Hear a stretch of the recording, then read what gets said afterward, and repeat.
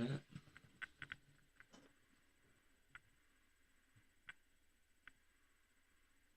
See, what sucks though is you have to fucking. You just have to explain so fucking much. That's what's annoying. That's what's annoying.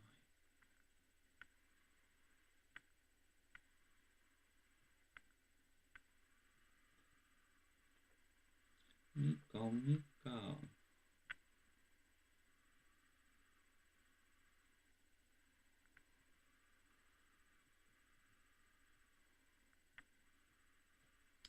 Nico, Nico.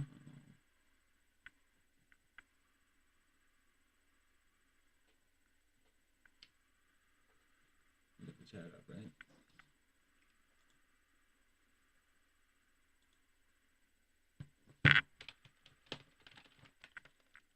You see what I mean? This is actually kind of cool. Because now I can like really get into it.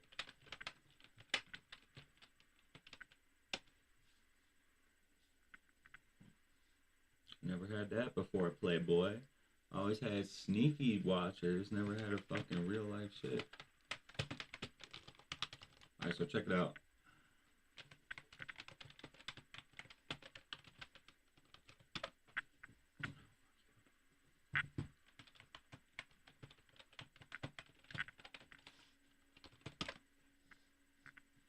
Check it out.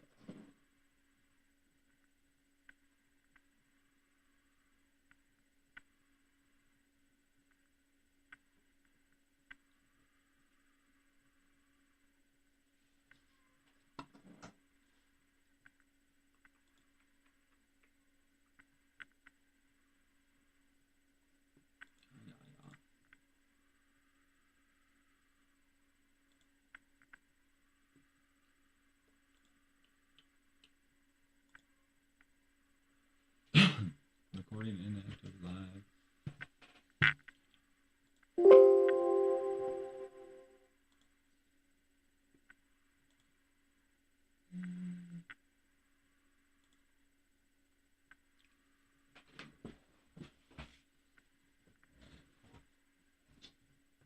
You should go watch them on. Yeah, alright, there we go. Alright, Playboy. Check it out. Check it out. Now whether I think you're here. Whether you're here or not, I can actually show you what's up and I can just pretend like you're here. Oh man, dude. There's just so much to explain all the time. It's very fucking annoying. But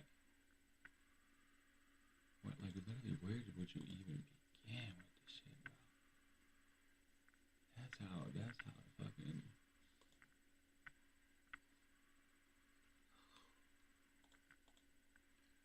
But hey, that actually works though. That actually works though. If I put it in the context that I'm explaining it to you, then it's not so fucking stupid. Alright, so right now we got this fucking so the dude who did Kanye West documentary In Whose Name, right? He was this 16-year-old, well he was 18 when they started. He followed him around for 6 years. He followed Kanye around for 6 years and made this fucking yeah, let's close all this shit so we can fucking really pop through some shit. Made this whole fucking documentary In Whose Name, and he was just like an 18-year-old kid and literally just followed him around, fucking recording him, like recording everything, like recorded him with Kim, recorded fucking like all, I mean literally 6 years, like from 2019 to 2025, last summer is when he dropped it. And so he posted this shit on Instagram that's basically like saying, so he got 3,000 hours worth of footage. This is my moment. He got 3,000 hours worth of footage, and like who's all? I mean, think about it. Kim Kardashian, the Jenners, fucking studio sessions, fucking. There was SNL in there at least. Fucking Elon Musk is in there. Fucking Charlie Kirk and Candace Owens are in there. Fucking, I'm sure he has a couple kids throughout it.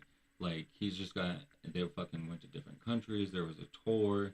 Like, all these fucking people, all these fucking events and whatnot. He got 3,000 hours worth of footage.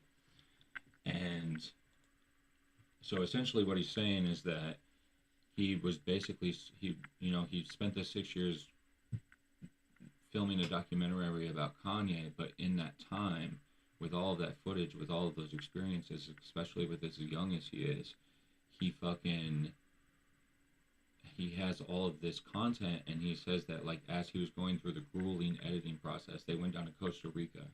Him and his like editing team like went down to Costa Rica and like isolated themselves while they cut all this shit together, and because they needed like fucking look. I mean, the shit's intense, truthfully. I mean, there's a lot of intense shit that goes on in this. His fucking whole mental breakdown, like fighting with the media, like 6 years of Kanye West is pretty crazy. You know what I mean? Yeah, check it out. Come on. I'm off my meds for 5 months now, and I got a spiritual connection. I'm here to take over. Get used to it. Your personality was not like this a few years ago. It's a calling by the universe. We can talk about that later, but... It ain't no Wars. And I heard everybody around you, they just not up enough to tell you. Did you have an effect on my mental health? Yes, and I love you. I'm gonna have to rewatch It's it. very easy. I watched it when it came out All a the couple time. times. Never tell me I'm gonna wake up one day and have nothing. When I went to the hospital, one of the ideas was to do a church. Y'all just Sunday been service, embarrassed or ashamed to Jesus cry, man. King, Donda. How about lighting the world up? We're at the prisons professing how Jesus can set you free. This is a mission, not a show. It's true. Been down to make you laugh, to respect you. I'll always be there for you. Thank you, Jesus. It is revealed. I decided to run. His presidential campaign, Donald Trump. Kim has officially filed for divorce. We inside current slavery, which is more expensive now. Either they destroy me or I destroy it. I have to show an example of a non-perfect black celeb that still wins. Should I have blown up the Gap shit? It's just God damn, I gotta watch this again. It's not ending. Should I have blown up the Adidas shit? But the answer is yes. They're killing us with McDonald's. They're killing our ability to think outside of the box. I write whatever I want, when I want. It's words. Best thing about being an artist, being bipolar, is anything you do and say is an art piece. We will say what we feel. Okay, so anyways. What we feel. Alright. So anyways, see, it's cool because I can approach it with like this like fresh mindset of just talking to fucking whoever or whatever, and then I can back it up with just assuming. I'm just gonna assume Christian's here for the rest of this time, because that's the easiest fucking way it is to actually just be real about the shit. So this kid, when he started filming this Nico kid, when he started filming this 6 years ago with Kanye, he was fucking 18 years old. I guess I just found out that he was 16 when he linked up with Kanye. He lived in Orange County, California, and he just hit up Kanye on Instagram one day and was like, yo, when you, he was on tour, probably St. Pablo, but he was like, yo, when you come out here for your show, let me like film it for you. Like, I'm gonna be here, I have tickets to the show, like yada yada. So then he came and he did, and somehow that just like evolved into this 16-year-old kid just like getting fucking inducted into Kanye's crew. And so then a couple years go by of them like casually working together and stuff. Playboy's messaging me. He should, I don't know if I want to open it or not. But oh yes I do. That shit looks fire. Lettuce, cheese, and sauce yet to come on top. Homeboy. Oh, so he's stunting tonight. Go ahead with that though. That shit looks fucking good. I'm not gonna lie to you. Yo, I do have that cauliflower rice. I don't want to cook chicken and shit. I don't want to cook all that. I don't want to take all that fucking time. What's the shit you just sent? It's me right now, live, homie. Dumbass.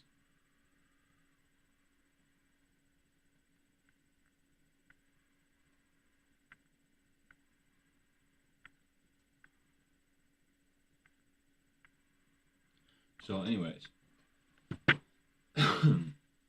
see, we can play both too. I can still just do it with that mindset, and fucking, and then him not even fucking actually be on the shit. I'm cool with that. So, anyways, this Nico kid, he was fucking 16. He just randomly hit up Kanye West on Instagram and was like, "Yo, let me film your concert for you." And Kanye was like, "Okay, bet." The kid came through. He fucking he filmed it, and then somehow that evolved into him, you know, being with Kanye's crew, working for him in some capacity, or at least being around them a lot. And then so in 2020, I don't know how how it all got official, how it all got signed and dealed and whatever. But in 2019, at 18 years old, 18, 19 years old, this kid like signs on to like have real life like full access to Kanye and start filming this documentary. And they filmed it for 6 years. It just came out last summer. And you got to think about it, dude. Like, you got to think about this kid's age, and then think about the experience, like the superficial experiences that they had, like just traveling, going on tour, fucking, meeting Elon Musk. He went to the White House Kanye went to the White House with the MAGA hat. He fucking, think about like all of the superficial shit like that as a 16 to an 18-year-old years old, or 18, 19, 20, so like 18 to 25-year-old, just traveling the world with one of the biggest rappers on the planet, one of the biggest musicians on the planet, all the superficial shit that comes with that. But then think about it much deeper. Like, think about it in that age range, experiencing, like, it literally, Kanye went through divorce. He had a presidential campaign. He fucking got attacked by the media. He worked with Adidas. He fell out with Adidas. He had fucking Yeezy, the biggest clothing brand on the planet at one point. Fucking, he's released multiple albums. He's married to Kim Kardashian. He's with the Jenners all the time. And this kid is just here absorbing all of this. It's about like race and fucking, race and marriage and just all of these complex things. And so this kid has like over 3,000 fucking hours of footage of, again, not just Kanye, dude. It's, like I said, Elon Musk, Charlie Kirk, Candace Owens, fucking, oh my god, like who, the list is endless for who pops up in this fucking thing. You know what I mean? And that's just who pops up. That's not even who he just was exposed to, the conversations and the environments and the fucking shit that he was just exposed to by just being with him nonstop for 6 years. So he's got all this footage, and they went out to Costa Rica. This is a Kanye thing. Kanye probably like initiated this, but because when Kanye did My Beautiful Dark Twisted Fantasy, they went out to Hawaii. They like rented this fucking island or whatever, and they were all in tuxedos all day and shit. So these kids that did this fucking movie, they go out to Costa Rica and they isolate themselves, and they fucking are just like absorbing 6 years of, all of this crazy footage that they have. And so he releases this documentary, and then just in January he did an interview with Complex, and he says that he found films within the film, which I understand what he's talking about. He's talking about like commentary on race, commentary on the concept of fame, commentary on mental health, commentary on fucking, all sorts of different shit, on celebrity and fucking like wealth and losing what Kanye in the 6 years that this kid was filming him, Kanye was a billionaire 3 times. Like, Kanye was a billionaire, lost his money, and then became a billionaire again 3 times in those last 6 years. So basically what this kid is saying is like, I just had this whole life-changing fucking experience for 6 years, and now I have all of this content, and there's just so much that's buried in here that I can't just simply just make a Kanye West documentary. Like, this is so much bigger than Kanye West. There's so much bigger things going on here besides just Kanye West. It's got 4 messages on. What's he saying? He's probably saying shut your ass up. Let me get to the point, Playboy. You ain't live, motherfucker. You ain't live. The fuck you talking about? I ain't live. The fuck you talking about? I ain't live, Playboy. He said, motherfucker, you ain't live. The fuck? Be shitty. Yeah, fuck off, bitch. Fuck off, bitch.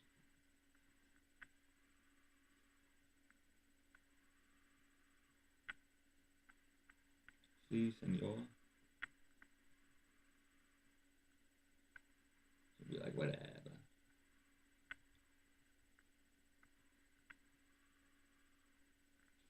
Hey, don't throw me off my fucking story. How many viewers? That's complicated. See, Playboy wants to know how many viewers. That's so complicated. That's exactly what I'm. That's exactly what I'm talking about. Playboy, you just meet me over here. I'll fill you in, okay? As much as I can, bro. As much as I can. Don't make me get on Twitter. Where you live at? This dummy. This dummy. He's gonna throw me off fucking. I'm just gonna have to ignore him. I'm just gonna have to ignore him and pretend like and hope he finds his way here. Because I don't want to fucking throw off the naturalness of it. So anyways, we'll fucking get there, Playboy. But that's a good fucking thing you ask. How many viewers? Like, this shit is complicated. You see what I mean? As I move on with life, bro, and I meet new people and stuff, they just literally have no idea. I don't even talk to people about it anymore. I don't need to talk to people about it anymore. But that's neither here nor there. What we're talking about right now, bro. He missed. It sucks. He missed the fucking heyday of the shit. You know. In some ways it sucks, but in some ways it sucks. But all right. So what we're talking about right now, though, is this fucking Nico kid, bro.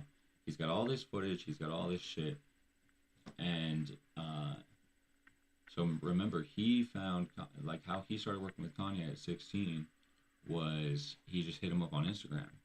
Like, he literally just hit him up on Instagram and was like, yo, let me film for you. And Kanye was like, okay, cool. And it turned into all this. So now I fucking, who am never ever on Instagram, obviously, can't even get into my main Instagram. Betty, calm it down, girl. My God. You fucking diva. I don't even know how I even ended up opening the shit last night, but I opened the shit, and literally what it opens up to is Nico saying some shit. He's got a shit on his story where he's like looking for collaborators, he's looking for workers I didn't find all this out until later, but for this fucking new shit that he's making, and I think it's important, like I have to read it out loud. Because those who really know, Playboy's not going to understand, but we got to make them understand. That's the narrative device that we're going to use for this, all right? So he says, I want someone who is naturally curious and loves diving deep into culture, history, technology, subcultures, and human behavior. The role will focus on world building, story research, and helping shape the intellectual backbone of the film. Writing experience is a big plus. This could grow into an ongoing creative collaboration.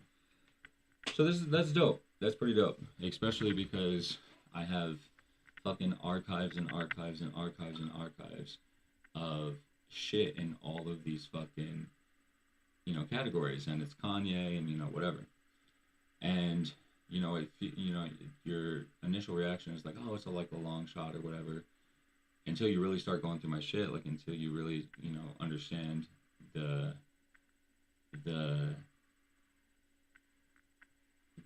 extent to which I like fit this and can do this and have done this, right? And I think Trap Lord Ross fucking a couple months, and it never turned into anything. It's disappointing actually, because I just abandoned Discord. But Trap Lord Ross, who is like, what the fuck? He's a big ass fucking deal. I know that. He's a big ass fucking deal. I know that. But he had a video. This was probably like. This is a while ago, bro. This was a while ago. Well, I guess we'll just find out. We'll just see. It was 50 Cent. This is probably like a whole year ago. 50 Cent Diddy.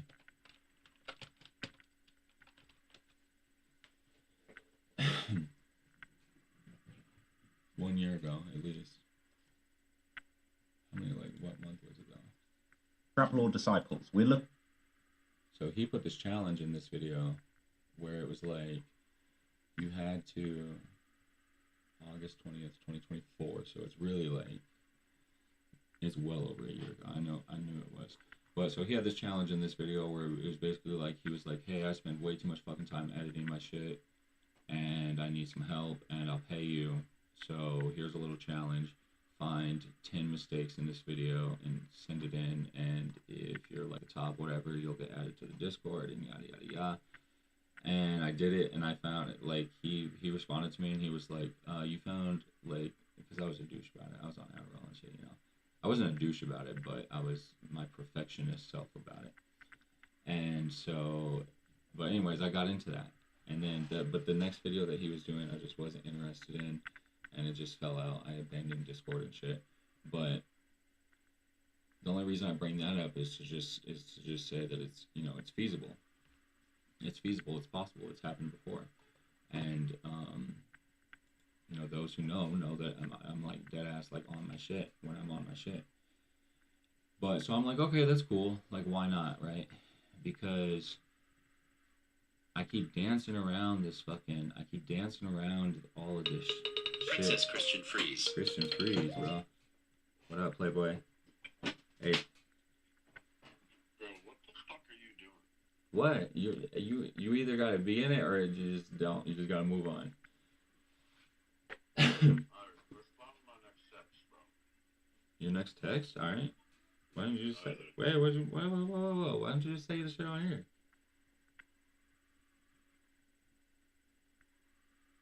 Are you creating revenue? See, okay, so look, these are the questions Playboy's asking.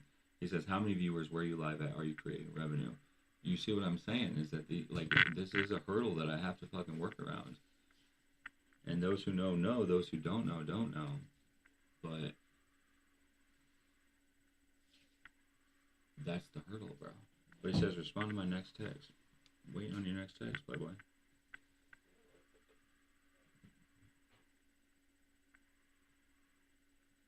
See, then I'm gonna have to go to Twitter and fucking have to prove it to his ass.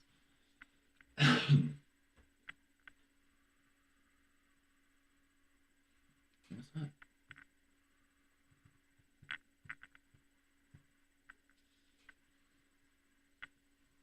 Red?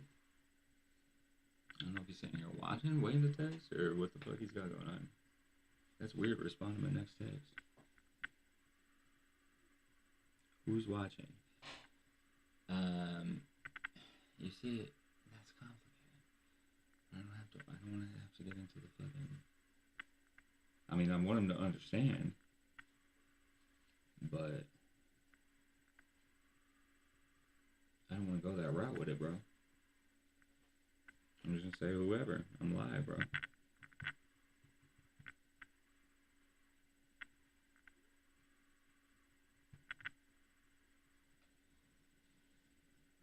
He has the correct mindset, but you see what I'm saying though is that he's also got to understand.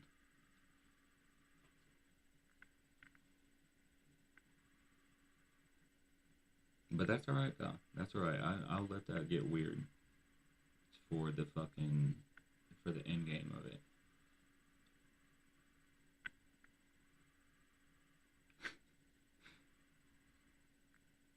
We can't go all the way back to the beginning, Playboy. You gotta jump in where you jump in.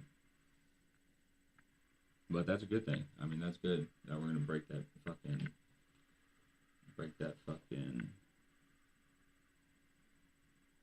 Oh my god, he's gonna make it weird. He's gonna make it weird. I'm just gonna... Oh, shit.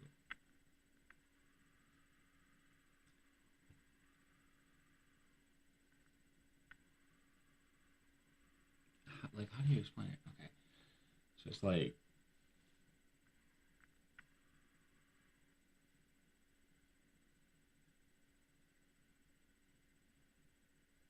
He's gonna take it all fucking stupid.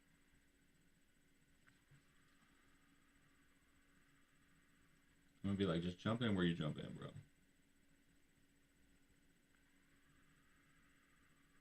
But hey, you see, that's the realest fourth wall break that we've ever had with this shit. You know what I mean? I think this is a good thing. It's weird in the moment, but it's a good thing overall.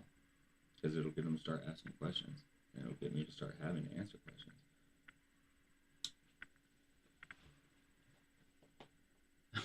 I said jump in where you jump in.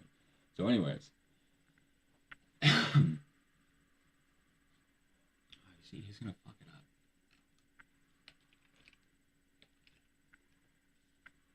Because I'm not going over to Twitter and fucking doing that. I'm not gonna show him old shit. He's just gotta jump in where he jumps in.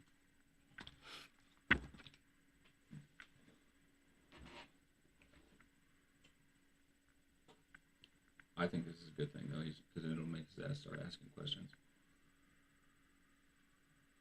It'll make me have to answer questions.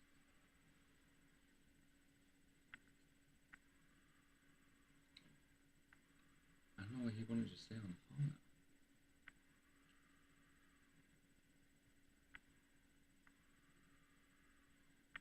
No one in here. In theory, Playboy. Yes, in theory. Just shut your ass up, bro. It's 2 o'clock in the morning. I promise you there's a method to this madness. This isn't twacking, bro. This isn't twacking at all.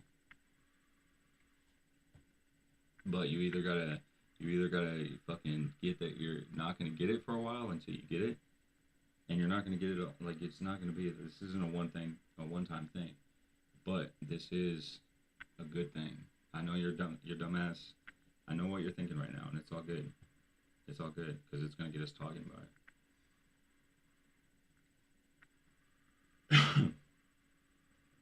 So, I mean, that is what it is. I think that's a good thing.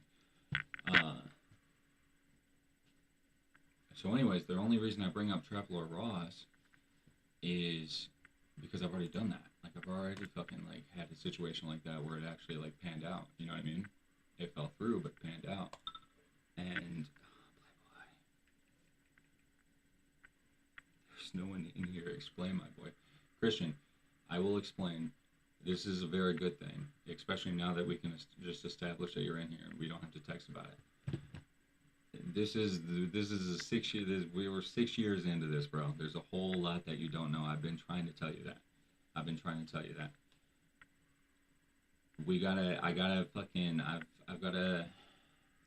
There is shit, like, there's fucking different, I've got articles and fucking videos and everything that explains all of this shit, but nothing that's very concise and nothing that's very relevant and nothing that's even very recent.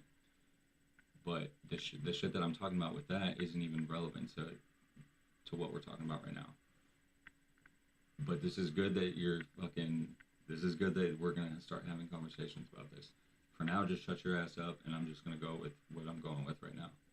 And we'll just have to catch you up in time. But it's time that we catch you up, too. So, anyways. I got through with Trap Lord Ross. And fucking got in the Discord and shit. And then I think the next video that he was doing was, like, fucking, it was just something I did not care about.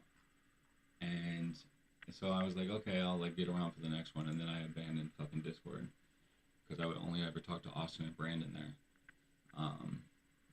And we all stopped talking. So, you know, it's not impossible. And this is how he linked up with Kanye in the first place. Was that he just hit up Kanye. And so it's possible. And if you know, I know Playboy doesn't know. And Playboy's texting. Explain, my boy. So what's going on here? What's going on here? Just chill out, dude. Just chill out. Right now, I'm just fucking... Right now, I don't want to be typing this shit out. I can't just, like, sit and record a video and chop it up and do it the correct way. It has to be live. That's all you need to know right now. So, what's going on right now? I'm going to fill you in what's going on right now, because I don't know how much you saw. So, this kid right here, Nico, he fucking, at 16 years old, he messaged Kanye West on Instagram. He lived in Orange County, California. He messaged Kanye West on Instagram at 16 years old and said, hey, when lots of talking, no nothing. Okay, so hey, all right, Christian, all right. That's a good thing. That's a valid point. So look, we'll run you back through some shit. We got all sorts of fucking shit, bro. We got all sorts. It's kind of irrelevant. It's not relevant right now to what we're doing right now, but it's not right where we're gonna go with it. But we can go there. We can absolutely go there, bro. When I tell you I have so much fucking shit, Christian, so much fucking shit, check it out, bro. Check it out, dude. Check this out. Here, just watch this. It's only 1 minute 40 seconds. But, no, actually, we're gonna watch this one. We're gonna watch this one. This one's 4 minutes. Watch this. Hey, hold on, you just texted. You got the time, so explain.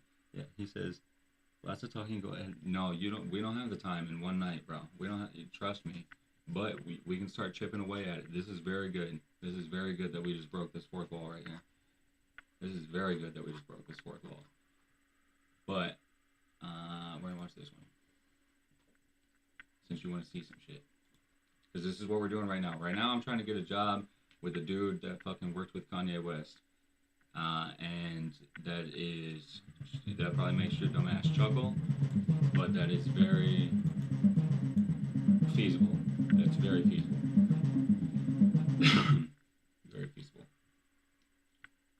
Especially what he's doing and what I've done. So for now, just shut your ass up. I'm just gonna play you this fucking shit. And there's so much fucking shit, not just videos and shit, bro. It's everything. I'm trying to tell you. There's so much you don't know. But now just fucking watch this.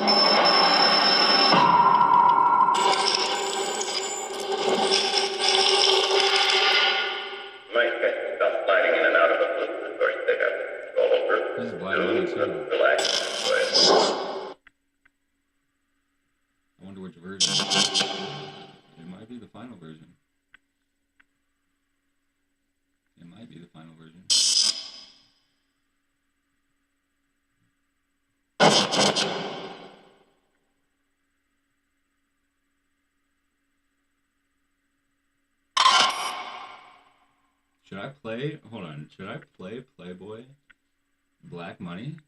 Should we see how long he lasts through Black Money? Christian Playboy, I hope you're still here, bro. Cause I'll fuck around and watch the whole thing. I always watch the whole thing. But we're gonna we'll really get into it. I'm about to show you some real shit. Some real shit. Should we play in Black part 1 or part 2 though? I haven't watched part 2 in a while. But it's gotta be part 1. It has to be part 1. Playboy, this is exciting. Check this out, Playboy. Watch this shit, bro. We'll see how long you last. Let me know when you stop watching. You can stop watching whenever, but let me know when you stop watching. We're about to watch this shit right here. The chief of pro. We'll see how long he lasts, bro. And what he's got to say about it. You're about to get your socks knocked off, Playboy. Bring Maya in the room and everything.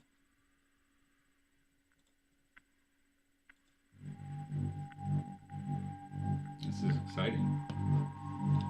I know that exile is a difficult life for any free man.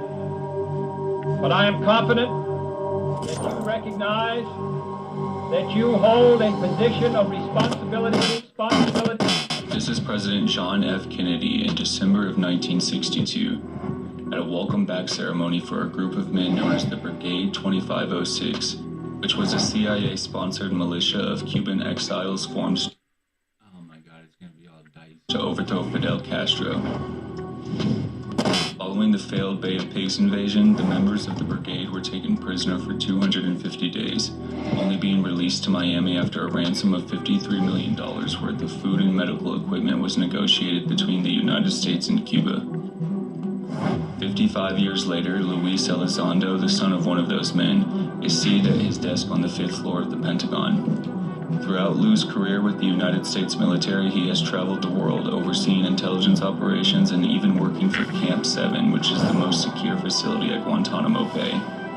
He has, in his own words, dealt with a lot of stuff, like coup d'etats, black market terrorism, and violent drug cartels. Somehow, though, this may be his most difficult mission yet.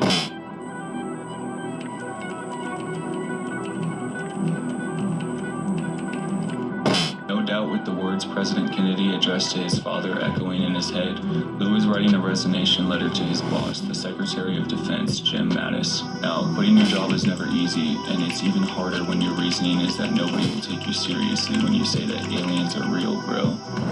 Yet that's exactly what this counterintelligence special agent of 22 years is trying to articulate to the 6th highest ranking person in the United States government. And he does so pretty bluntly and unapologetically. Despite overwhelming evidence at both the unclassified and classified levels, certain individuals in the department remain staunchly opposed to further research on what could be a tactical threat to our pilots, sailors, and soldiers, and perhaps even an existential threat to our national security.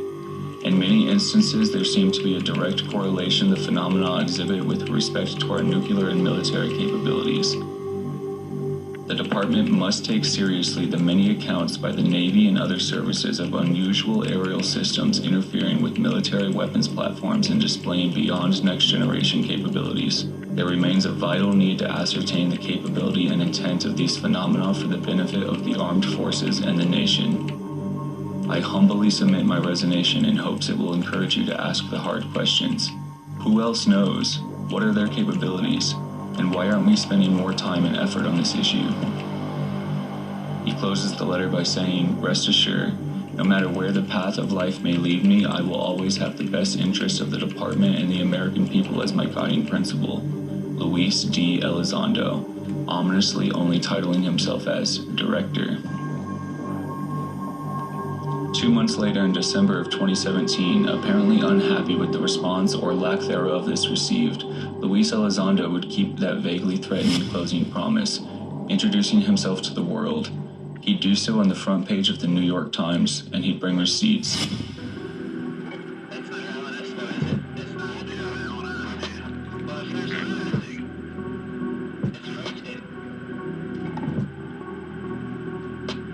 Playboy is dead at. Playboy is dead ass the only person that I have met in the last 6 years who really has no idea about any of this stuff. That's crazy. That's crazy. And this, like this just confirms that that's cool.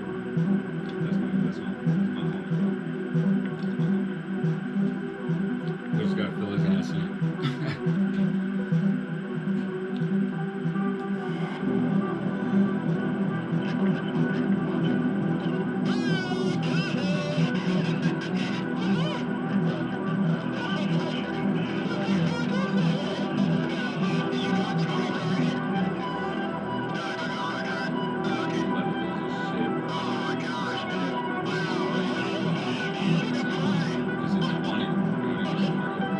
Along with releasing 3 videos of unidentified craft being tracked by United States Navy fighter pilots, he would also expose the existence of the department in which he headed, ATIP, the Advanced Aerospace Threat Identification Program, which had been secretly operating from within the Pentagon since 2007.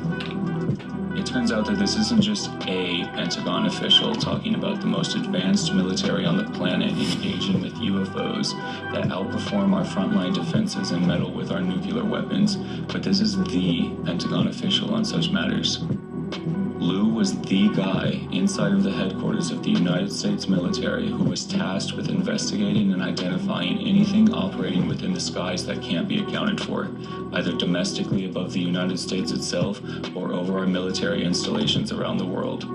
Unidentified craft operating within the United States or anywhere near our military assets is an occurrence which many would assume to be rare, and quickly identifying such crafts when they do occur is a task that many would assume, if not simply hope, wouldn't be very difficult for our intelligence and military agencies, especially in a post-9/11 America.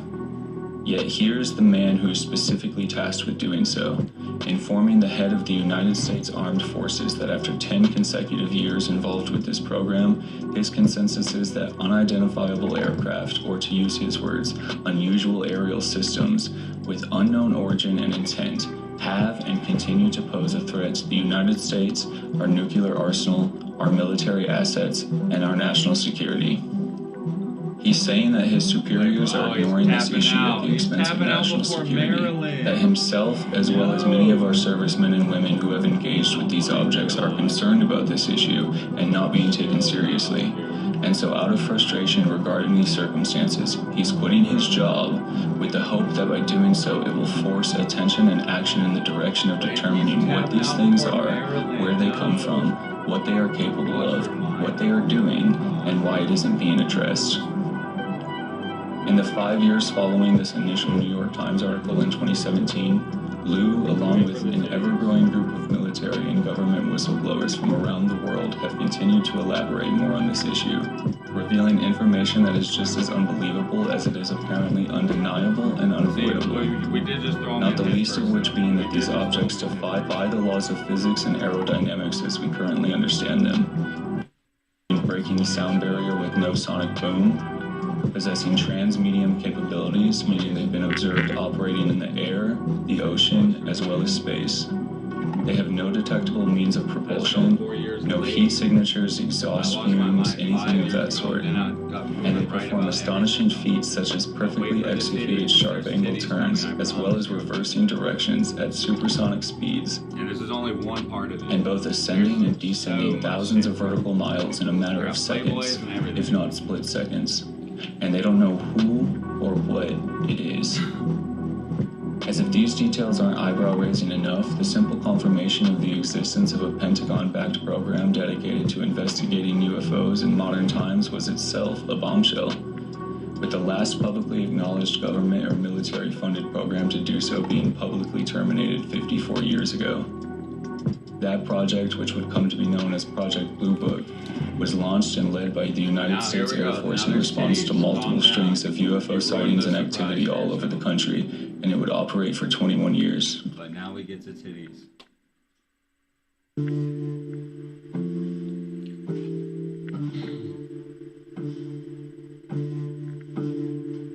The strange saga of Project Blue Book oddly enough begins in 1952, with a young up-and-coming Hollywood actress who was in the midst of a controversy that's threatening her budding career. She was a 26-year-old blonde bombshell, a model on the cusp of fulfilling her aspirations of transitioning into an actress. Her small role performances in multiple films, successful modeling career, public persona, and newly kindled relationship with New York Yankees superstar Joe DiMaggio had recently been getting her a lot of attention in the press, the public, and the industry. With this newfound attention, however, came the speculation that she shared a striking resemblance with a nude model featured in a John Bamgart company calendar. These rumors were growing more rampant, so much so that the 1949 calendar in question was in high demand and being reprinted 3 years later. The PR department at Fox Studios, who she was contracted with, was made aware of this on March 1st of 1952, and fear was growing internally that their fast-rising it-girl, and by relation the studio, were both about to be engulfed in the flames of shame and scandal. This was a very different time in American culture, decades before Kim Kardashian, and even before Playboy magazine was launched. As author Donald Spoto put it, no American movie star had ever been proven to have done anything comparable, although there were the usual rumors. Since the introduction of censorship, the studios had been forced by moral watchdogs, acting with the hearty approval of the government, to deny stardom to anyone who threatened the nation's purity with something as wicked as posing nude for a photo. They took a magnifying glass to scripts and finished prints, excising from movies any visual or verbal implication of human activities typically conducted in bedrooms and bathrooms. Even the screen time for a kiss was regulated, and married couples never shared the same bed. Unmarried couples, of course, did not exist. It was, in other words, an era of false angelicism and dangerous repression. Of such astonishing cultural schizophrenia, not to say moral hypocrisies, was American life in the 1950s. Fox was in full-blown crisis mode. They summoned the actress to the office, showed her the photos, and demanded to know if the rumors were true. She responded without hesitation, "Yes, although I really thought they didn't capture my best angle." Shocked and appalled, studio executives encouraged her to publicly deny the accusations that she was indeed the nude model, but she had a different idea. 1 week later, in an interview with Alan Mosby of the United Press International, she would say, "A few years ago, when I had no money for food or rent, a photographer I knew asked me to pose nude for an art calendar. His wife was there, they were both so nice, and I earned $50 that I needed very bad. That wasn't a terrible thing to do, was it? I never thought anybody would recognize me, and now they'll say it'll ruin my career. They want me to deny that it's me, but I can't lie. What shall I do?" This honest and unembarrassed approach to the situation instantly won the public over. She was not only granted forgiveness, but it would also secure her blooming legacy. Because of how she handled it, the would-be scandal had the opposite expected effects, not only for the success of her and for Fox Studios, but it would also prove to be a fundamental shift in American culture as well. For this grunge to grace fiasco, by the end of the month, she would be awarded with her debut cover shoot on the April 1953 edition of Life magazine, titled Marilyn Monroe, The Talk of Hollywood. In true Monroe fashion, she graced the cover with her trademark mixture of purity and seduction. Inside the magazine, she followed this up with a tantalizing series where she showcased how to get a job, expertly, as she always did, playing jump rope with the line between sexiness and innocence. The accompanying article is pretty lackluster, but overall, it's a look into the origins of someone who would become a timeless icon during a phase that could have ruined her career. Instead, it cemented her legacy in the minds and the hearts of the American psyche, and it turned out to just be the beginning of her success and the catalyst of her cultural influence and impact. Flipping through the rest of the issue, you can really get a sense of the times. Yes, of course, there's the predictable Americana advertisements for beer, coffee, and Fords, along with the looming and gloating presence of the U.S. military's self-praising and propagandizing, as well as an interesting advert for Lockheed Martin. This was, after all, a post-Depression era in American history, with World War II only having ended 7 years ago and the effects of which still lingering and present. The San Francisco Peace Treaty between Japan and the Allied powers wouldn't even be signed until later this month. Regardless, you can really feel an era of change beginning. It's an America that seems to be taking its first deep breath in a while. An America which was the newly solidified and seemingly unchallengeable leader of the free world, secured by its undeniable military superiority, which was clearly demonstrated in Nagasaki and Hiroshima. America, it seems, is taking its first steps into an era of scientific, industrial, and cultural renaissance and growth. It feels refreshing, and it only seems fitting that the face of that be Marilyn Monroe, shattering societal norms and stigmas and ushering in a new way of thinking, doing so with beauty and grace that you can't help but get mesmerized by. So mesmerized, in fact, that you may have completely missed the only other thing that is mentioned on that cover page. An intriguing caption in the upper right-hand corner which simply states, "There is a case for interplanetary saucers." Now, I think it's fair to conclude that a sensationalized caption like that wouldn't be needed to draw attention with Marilyn Monroe donning the cover, especially considering the circumstances at the time. Life magazine isn't particularly known for being tabloidy or unreliable, and it doesn't go unnoticed that this tactic of mix-matching headlines doesn't really seem to be a trait that's incorporated into Life's trademark minimalistic covers on any other issues, either before or after this one. So perhaps the editors had the opposite intention with this decision, instead utilizing Marilyn to draw attention to this issue. It would make sense why this statement, which with no other context, relevance, or explanation, is quite literally the only other thing on the cover. It's a hypothesis that is further justified once you get to page 80, where an expose titled, "Have We Visited Us from Space?" begins its astonishing 18-page run. That being more so than any other story in the issue is dedicated. Topics which could have easily been granted this much detail and attention, and are certainly worth it, include Elizabeth II's coronation as the Queen of England following the death of her father, which gets no mention in this issue, President Harry Truman announcing that he will not be running for a second presidential term, which receives a measly 2-page write-up, and even the magazine's very own cover story, Marilyn, only receives 4 pages that are dedicated to her squabbles about being portrayed as a dumb blonde, her thoughts on men, and a single paragraph summarizing her life story, which honestly reads more like an obituary, written as a mere formality by an estranged sibling. Not only are all these other articles dwarfed in comparison to this one, but this one also wastes no time in getting straight to the point. Last week, the United States Air Force made known to life the following facts. 1. As a result of continuing flying saucer reports, the Air Force maintains constant intelligence investigations and studies of unidentified aerial objects. 2. A policy of positive action has been adopted to find out, as soon as possible, what is responsible for observations that have been made. As part of this study, military aircraft are alerted to attempt interception, and radar and photographic equipment will be used in an attempt to obtain factual data. If opportunity offers, attempts will be made to recover such unidentified objects. 3. Already, all operational units of the Air Force have been alerted to report in detail any sightings of unidentified aerial objects. Other groups, including scientists, private and commercial pilots, weather observers, all trained observers who work in any way concerns the sky or what happens in it, are urged to make immediate reports to the Air Force Technical Intelligence Center at Wright-Patterson Air Force Base of any unidentified aerial objects they sight. 4. Further, for the first time, the Air Force invites all citizens to report their sightings to the nearest Air Force installation. All reports will be given expert consideration, and those of special interest will be thoroughly investigated. The identity of those making such reports will be kept in confidence, and nobody will be ridiculed for making one. 5. There is no reason as yet to believe that any of the aerial phenomena commonly described as flying saucers are caused by a foreign power or constitute a clear and present danger to the United States or its citizens.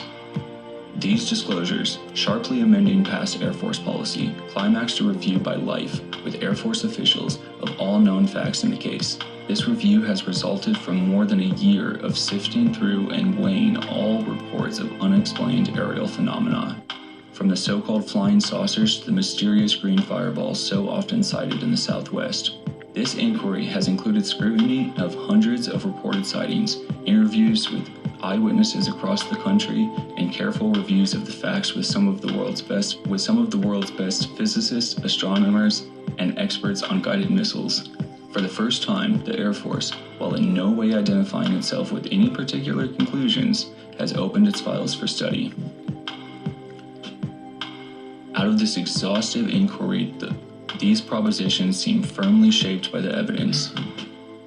Disks, cylinders, and similar objects of geometrical form, luminous quality, and solid nature for several years have been, and may be now, actually present in the atmosphere of the Earth. 2. Globes of green fire, of a brightness more intense than the full moons, have frequently passed through the skies. These objects cannot be explained by present science as natural phenomena, but solely as artificial devices created and operated by a high intelligence. No power plant known or projected on Earth could account for the performances of these devices. These incredible statements being made publicly by the United States Air Force came just 5 years after what is considered to be the beginning of the modern history of UFOs. The origins of this modern history are apparently, not so coincidentally it seems, the further you research, parallel to the development, testing, and deployment of nuclear weapons, as well as playing an interesting overall role in the history of World War II.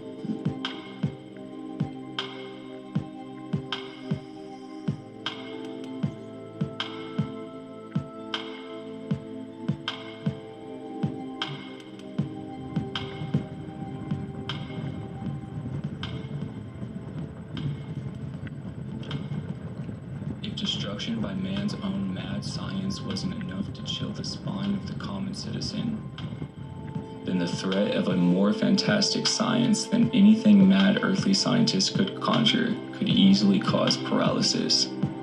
Patrick Luciano. Reports of strange happenings and encounters during World War II could itself be dedicated in an entire video series. with many extraordinary events involving glowing orbs, fleets of metallic wingless ships, and saucer-like objects performing incredible things with seemingly no explanation, which plagued the militaries around the world throughout the 7 years of the global conflict. Although admittedly, the Second World War was perhaps the most notorious era of secrecy, paranoia, experimental craft, and weaponry development, the fact remains that many incredible events took place during this time that are still to this day unexplained and unexplainable. Nicknamed the Foo Fighters, military pilots all over the world and from both sides of the war would regularly report engaging with fiery, glowing red, white, and orange apparitions that flew in formation and behaved as if they were under intelligent control. They were often noted to just be seemingly observing the events of the war from afar, but they would occasionally toy with the military aircraft, without a doubt proving to be a taunting presence for the military intelligence sectors as well as the soldiers on the ground and in the air. These events throughout the war wouldn't come to the general public's attention until June 24th, 1947, when Kenneth Arnold, a civilian pilot, saw 9 saucer-like things flying like geese in a diagonal chain-like line. He'd tell the story to his local newspaper, coining the term flying saucers. 2 weeks later, the infamous events in Roswell, New Mexico would transpire. And with that, a full-blown public and media frenzy was now in full effect, and the modern UFO era had begun, as reports skyrocketed of sightings of chromium hubcaps, flying washtubs, and whirling donuts. It was easy to dismiss many of these as hysteria, or people taking advantage of the potential for publicity. Some, though, couldn't be. In the 4 years following Kenneth Arnold's initial sighting in 1947, a series of unbelievable and unexplainable events would start to transpire, and this would intrigue, terrify, and inspire the world. These occurrences, jarring though they must have been to the participants, left the official calm of the Air Force unruffled. The project set up to investigate the saucers, which was called Project Sign and known by the press as Project Saucer, seemed to have been fashioned more as a sedative to public controversy than as a serious inquiry into the facts. On December 27, 1949, after 2 years of operation, Project Saucer wrote off all reports of unidentified aerial phenomena as hoaxes, hallucinations, or misinterpretations of familiar objects. That is, all but 34. These stubborn 34, seemingly unexplainable, were briskly dismissed as psychological aberrations. While these assurances appeased most of the press and pacified the public, some elements in the Air Force just about this time began to worry a bit more seriously. Saucer reports continued to come in at a rate of about 1 a day and were handled under the codename of Project Grudge. Officers at policy level began to show concern. The higher you go in the Air Force, conceded one intelligence officer, the more seriously they take the flying saucers. There was a good reason to take them serious. As a review of all records have shown, these years have produced literally dozens of incidents defying simple explanation and provoking the most incredible questions. There was a good reason to take them serious. As a review of all records have shown, these years have produced literally dozens of incidents defying simple explanation and provoking the most incredible questions. Life magazine ends the article with the following conclusions. What they are not and what they may be. They are not psychological phenomena.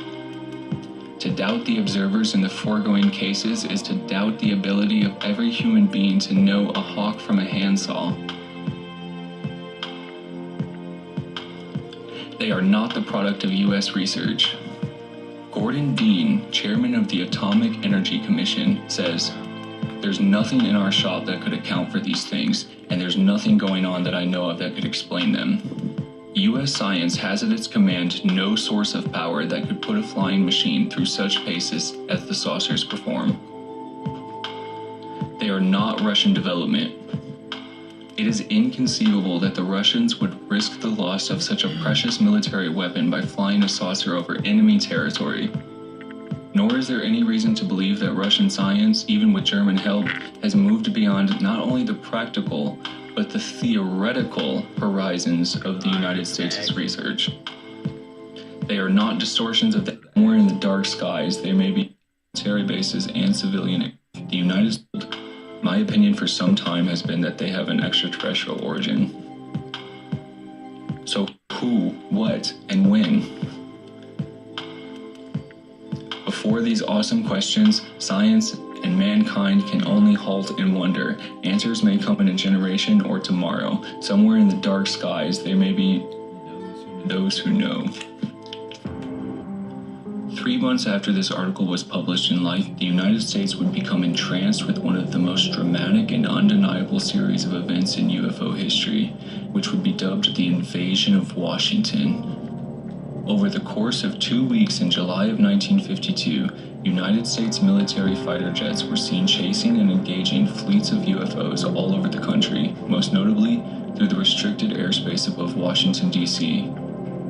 These sightings and engagements would be verified by multiple radar systems at both military bases and civilian airports. They would be confirmed by both military and civilian pilots, as well as droves of eyewitnesses, among them being some of the highest-ranking government and military. President Harry Truman, who was understandably both concerned and curious about what was going on in the sky above his home, the White House, which is arguably the most secure and restricted airspace on the planet. Although the official timeline of events doesn't begin until July the 19th of 1952, there had been a string of bizarre happenings leading up to the events in Washington. The first documented report came in on July 10th, when the crew of a national airlines flight reported a light that was too bright to be a lighted balloon and too slow to be a big meteor while flying near Quantico, Virginia, just south of Washington. 3 days later, July 13th, another airline crew would report seeing a light below their craft, 60 miles southeast of Washington. It came up to their level, hovered off to the left for several minutes, and then took off in a fast, steep climb when the pilot turned on his landing lights. The very next night, on July 14th, a Pan American flight crew reported seeing 8 UFOs near Newport News, Virginia, which is about 130 miles from Washington. 2 nights later, on July 16th, another sighting would be reported in the exact same area. However, this time it wouldn't come from a flight crew. It would be witnessed from the ground by 2 high-ranking civilian scientists from the National Advisory Committee for Aeronautics at Langley Air Force Base. Edward J. Ruppelt, who was the chief of the United States Air Force's Project Blue Book, would reflect in a report titled The Report on Unidentified Flying Objects, which he wouldn't publish until a year later, in 1953. A scientist from an agency that I can't name and I were talking about the buildup of reports along the east coast of the United States. We talked for about 2 hours, and I was ready to leave when he said that he had one last comment to make, a prediction. From his study of the UFO reports that he was getting from Air Force headquarters and from the discussions with his colleagues, he said that they thought we were sitting right on top of a big keg full of loaded flying saucers. Within the next few days, he told me, and I remember that he punctuated his slow, deliberate marks by hitting the desk with his fist. They're going to blow up, and you're going to have the granddaddy of all UFO sightings. The sighting will occur in either Washington or New York. Probably Washington, he predicted. The trend of the UFO reports that the scientist based his prediction on hadn't gone unnoticed. We on Project Blue Book had seen it, and so had the people in the Pentagon. We had all talked about it. This then was the big buildup to the first Washington national sighting, and the reason why my friend predicted that the Air Force was sitting on a big powder keg of loaded flying saucers. 3 nights after the Langley Air Force Base sighting, that prediction would be proven true, as on July 19, 1952, the invasion of Washington would officially begin.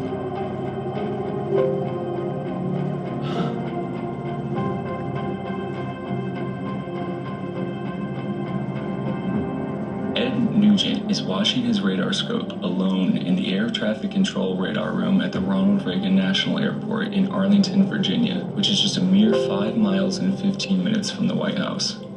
His senior air traffic controller and 6 other colleagues are in the middle of a shift change. The air traffic is slow this evening, so they're not missing much. That is, until 11:40 p.m., when a group of 7 pale violet dots appear on Nugent's radar screen. They're not too far away from the airport and just a little bit south of Andrews Air Force Base, which is about a half-hour away. Whatever these things are, they just appeared out of nowhere, and they're flying in a formation, relatively slow, about 100 to 130 miles an hour. No planes are scheduled to be in this area at this time, and certainly not 7 of them flying in a low-speed formation towards the nation's capital. Then, just as suddenly as they appeared, 2 of them rapidly accelerated and disappeared off his radar screen. What was at first an oddity just became abnormal. He calls out for Harry G. Barnes, the head of Washington National Airport's air traffic controllers. "I got a fleet of flying saucers for you," he informs his boss with a nervous chuckle. Barnes didn't find anything humorous, though. He immediately called for 2 more of his men to come take a look, and all of them agreed that this was not normal. "There must be a defect in the radar system," Barnes concludes. "If not, then we at least need to rule that out." He makes a call to his radar technician to come survey the equipment. Meanwhile, upstairs in the air traffic control room, operator Joe Zacco's attention is caught by a strange blip that is streaking across his radar screen. He looked out the window and made visual contact with a bright light hovering in the sky. Startled, he alerts his partner, Howard Coughlin. "Look at that bright light in the sky," he said. "If you believe in flying saucers, that could sure be one." Before Zacco can even finish his sentence and before Coughlin can even comprehend what is happening, the object, almost as if it was eavesdropping, took off and out of sight at an incredible speed. "Did you see that? What the hell was that?" Howard says. Around this time, back downstairs in the radar room, the technician determines that all of the equipment is working normally. Whatever those blips are, they're real. Barnes calls upstairs to the air traffic control tower, where he's informed that not only do Zacco and Coughlin have the same anomalies on their radar, but that they both just experienced visual confirmations from the tower. In a state of either disbelief or confusion, Barnes then calls Andrews Air Force Base, who reports that they too have unidentified targets on their scopes. Not only that, but all the details were consistent among the 3 separate radar rooms. 7 unidentified objects moving in formation at a slow speed towards Washington, D.C., with 2 of the objects disappearing at a rapid acceleration. Andrews Air Force Base informs Barnes that they clocked one of the objects zooming away at an astonishing 7,000 miles per hour. That's 5 times the speed of sound. This is a record that wouldn't be achieved by an American aircraft until the X-15. Over a decade later, by this time, the objects had spanned out and were not only enclosing the entire range of the radars, but they were now operating within the restricted airspace over the White House and other protected areas of Washington, D.C. At this time, Barnes would make his first call for military interceptor jets to be scrambled, but they won't respond. So, these 3 separate groups of radar operators, air traffic controllers, and military personnel are now glued to their screens, stalking this cluster of unknown crafts as the crafts themselves stalk the city of Washington, D.C. and roam freely around the restricted airspace of the United States Capitol. It's shortly after midnight, and Joe Zacco contacts a Capital Airlines pilot that had just departed from the national airport. "Hey, keep a lookout for any unusual lights or anything," he directs him. Before they can even finish their initial interaction, and as soon as the pilot clears the airport's vicinity, he saw it. "There it is," he yelled. "There's one. It's off to the right. And there it goes." Zacco can't believe what he's hearing, let alone seeing. He watched as the object disappeared off his radar scope in real time as the pilot reported it zooming off and out of sight in the air. Over the next 14 minutes, that same pilot would report seeing 6 more identical lights. 2 hours later, another pilot contacted Zacco. This time, an incoming flight to National.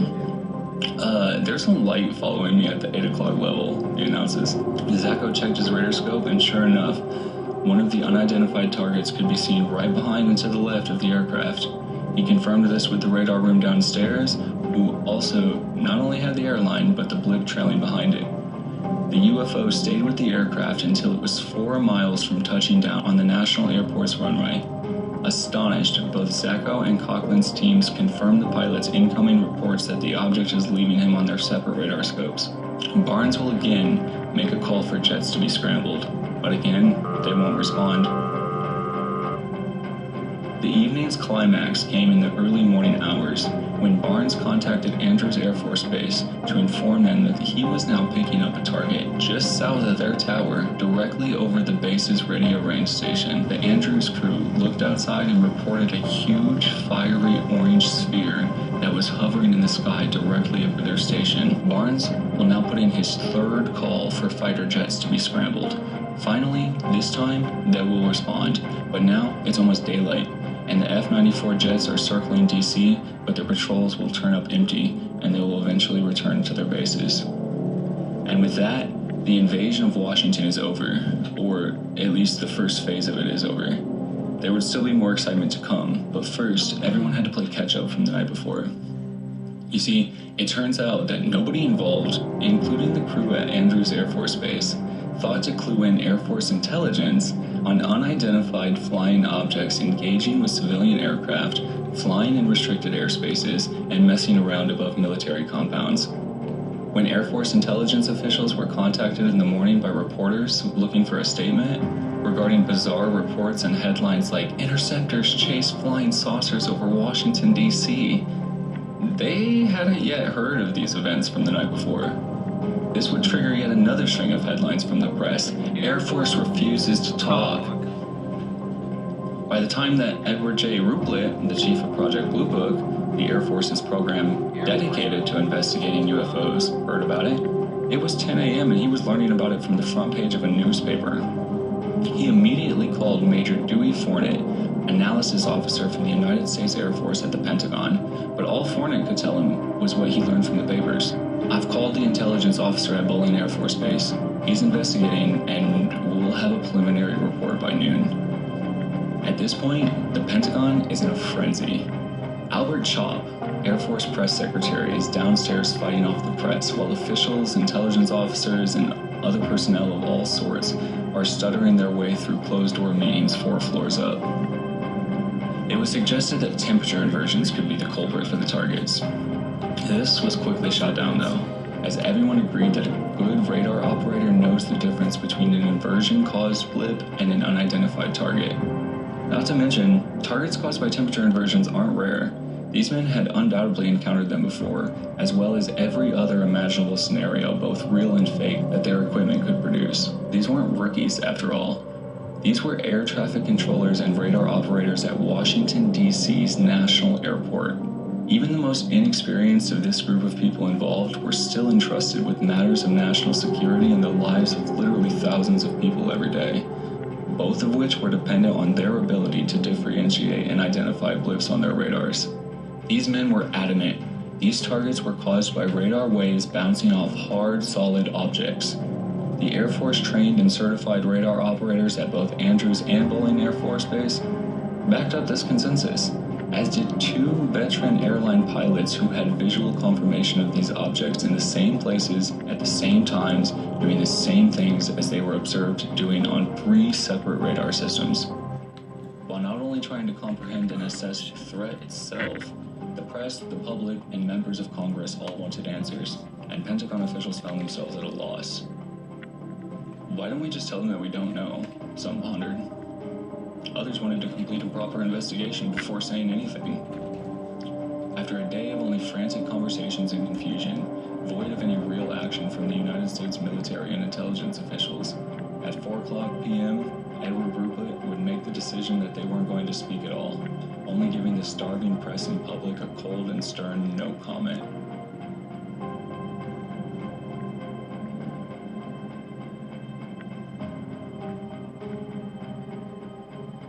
He now had the added dilemma of a tidal wave of UFO reports flooding in from all over the country.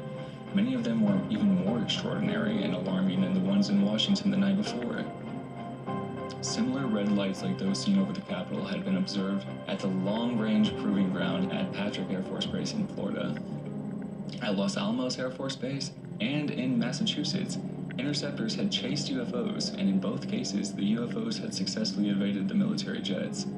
In New Jersey and Massachusetts, F-94s tried unsuccessfully to intercept unidentified lights that were reported by the ground observers. And in both cases, the apparitions of light were said to have taken violent, evasive maneuvers. After considering all these reports, both Bauer and Ruppelt decided that, for the time being, the Washington sightings from the standpoint of national security were the most important, so that's where they focused all their attention. But they basically came up with nothing. It seems to just be an unexplainable event, a one-off, that everyone in the Pentagon just hoped the press and the public would forget about, although they would not. These hopes wouldn't last long, though. 1 week later, almost to the hour, on July 26, 1952, it would happen again. Around 8:15 p.m., a crew of a National Airlines flight heading into Washington noticed some lights above their plane. It didn't take long to confirm that, once again, both the radar control room and the air traffic control tower at Washington's National Airport, as well as the radar operators at Andrews Air Force Base, were all separately tracking another group of unknown targets on their radar scopes. This time, the mysterious craft, if that's even what they were spread out in an arc formation around Washington. Just over an hour after the pilot and his crew made the first report into Washington, all 3 separate radar centers would be individually detecting and tracking unknown objects in every sector of Washington, D.C. At times, these objects traveled slowly. At other times, they reversed direction and moved across the radar scope at speeds calculated up to 7,000 miles an hour. By 10 p.m., Ruppelt would receive a call from Bob Ginna, a reporter at Life magazine. Ginna had been tipped off that events almost identical to the ones from a week prior were seemingly starting up again, and he wanted to comment on what the Air Force was planning to do about it this time. Ruppelt, who was assumingly exhausted from the previous week, decided to avoid the ominous no comment and instead tell the truth. "I have no idea what the Air Force is doing. In all probability, it's doing nothing," he responded. He then hung up and called an intelligence officer at the Pentagon who confirmed his suspicions. Nobody in intelligence had yet heard about any sightings. It wouldn't take long for word to spread, though, and this time, the unidentified flying objects would have a very attentive and official audience. United States Air Force Master Sergeant Charles E. Cumming would report visually confirming the objects above Andrews Air Force Base. Albert Chop, Major Dewey Fournette, and Lieutenant Holcomb, who was a Navy electronics specialist assigned to the Air Force's Director of Intelligence, were all on the scene and witnessing the events unfold in the radar room in first person. The nation's media had also assembled in droves by this point. Now approaching midnight, a call is made for interceptor jets to be deployed, all civilian air traffic is diverted out of Washington, and an order is made for the reporters and photographers to clear the radar room at Washington's National Airport. The reason given being that classified procedures were now going to go into effect as a fleet of F-94 Air Force fighter jets were screeching towards Washington, D.C. to defend the United States Capitol against an unknown threat.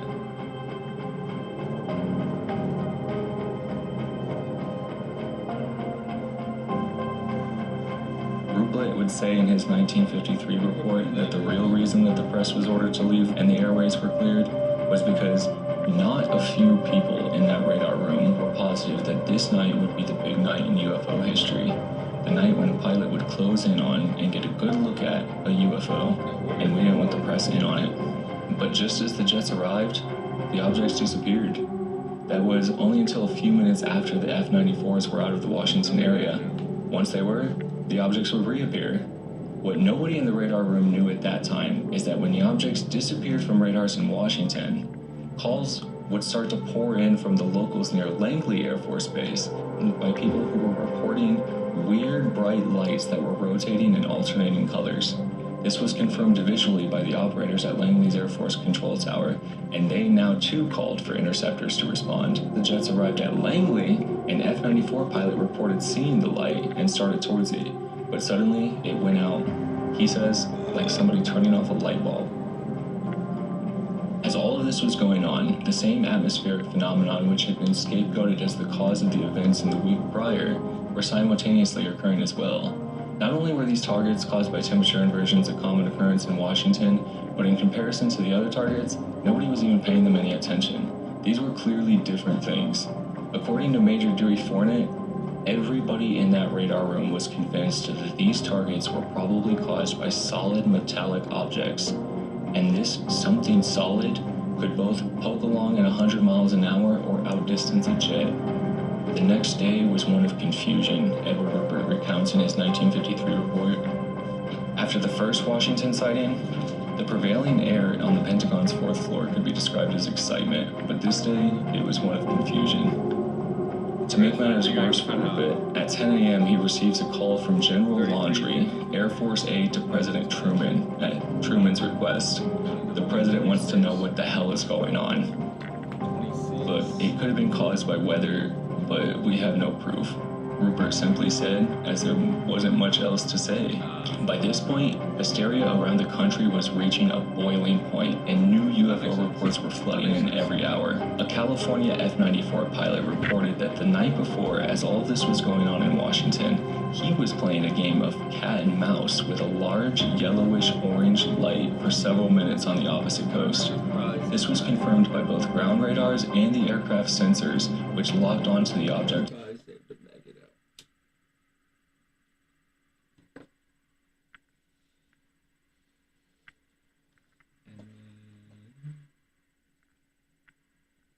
I'm excited about that, though. I'm excited about that.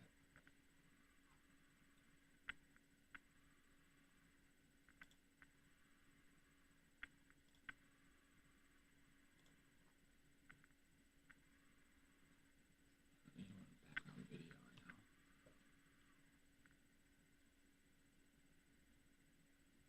now. Oh, really?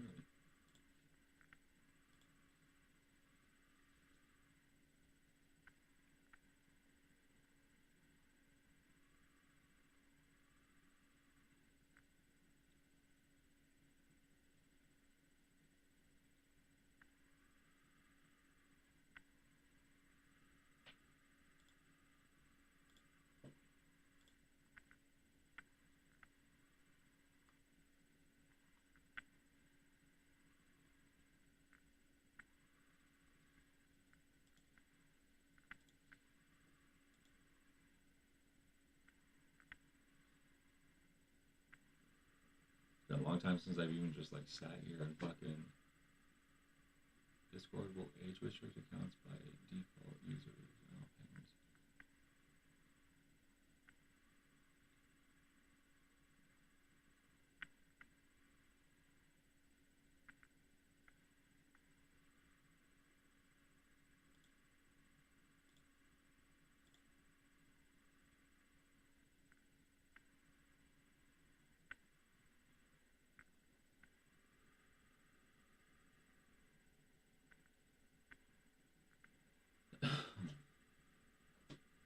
Yeah, nothing on here is really gonna hit right now.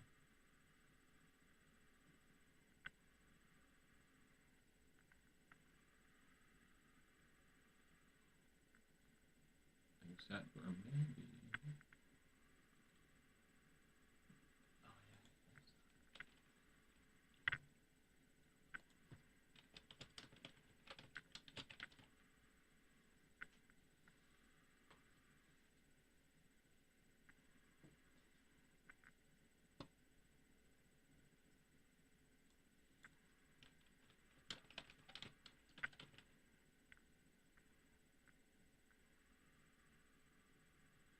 There's no way I didn't download that.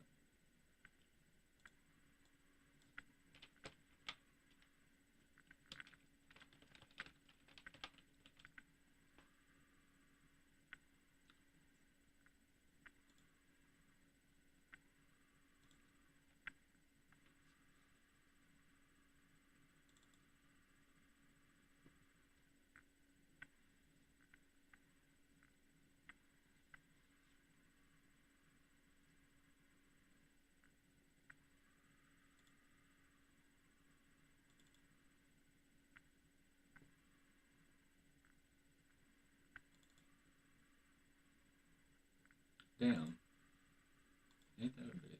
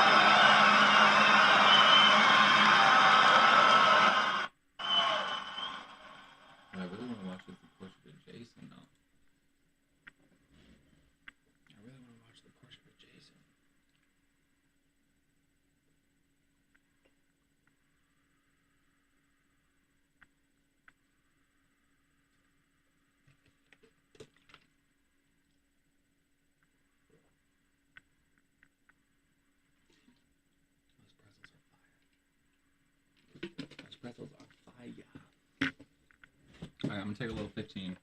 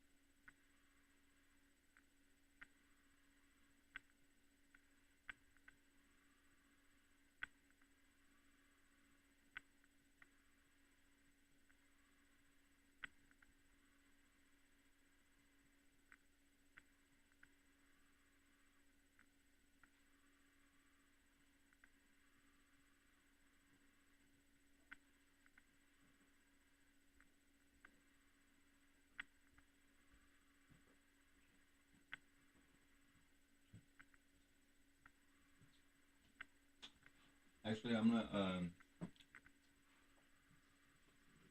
gonna watch this and call it.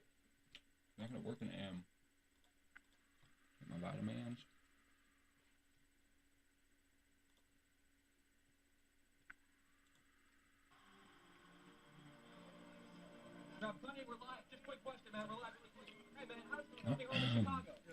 That was the perfect fucking.